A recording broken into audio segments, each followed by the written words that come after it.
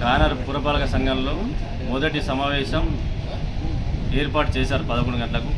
గౌరవ సభ్యులందరం కూడా BRS party మరియు ఇతర పార్టీలందరం కూడా సమావేశానికి హాజరైనాం. సమావేశంలో భాగంగా మేము బీఆర్ఎస్ పార్టీ కౌన్సిలర్ అందరం కూడా వైస్ చైర్మన్ గారికి గౌరవం ఇవ్వాలి, వారిని కూడా ఒక హోదాతనంలో మీద సీట్లో కూర్చోబెట్టాలని మేము గౌరవ కమిషనర్ గారికి గౌరవ చైర్మన్ గారికి కోరడం జరిగింది. కానీ వారు ఎలాంటి సమాధానం చెప్పలేక, లేదు కూర్చోబెట్టము, మాకు అవసరం లేదు, మీతో పని లేదు అని అనేక రకాల ఒక మాటలు మా మీద ఈరోజు మాట్లాడడం జరిగింది. అయ్యా కమిషనర్ గారు, చైర్మన్ గారు, మీరు పద్ధతి ఇదేనా? మీ పద్ధతి ఇదేనా? ఎంతైనా మీరు కాంగ్రెస్ పార్టీ సపోర్ట్ చేయొచ్చు, ఇన్సైడ్గా గవర్నమెంట్ ఉన్నది కాబట్టి మీరు మద్దతు తెలుపుతారు.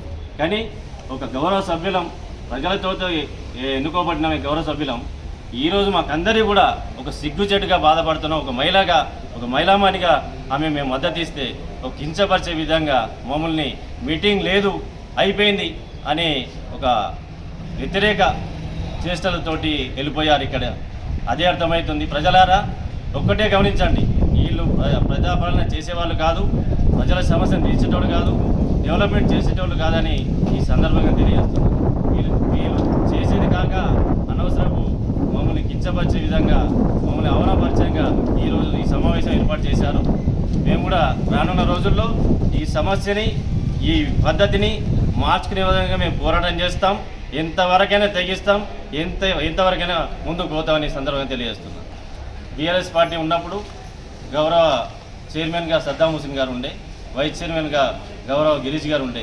వాళ్ళని కించపరచొద్దని మేమందరం కౌన్సిల్ సభ్యులం కూడా మద్దతు తెలిపితే మీదనే కూర్చోబెట్టాం వాళ్ళని, చైర్మన్, వైస్ చైర్మన్, కమిషనర్.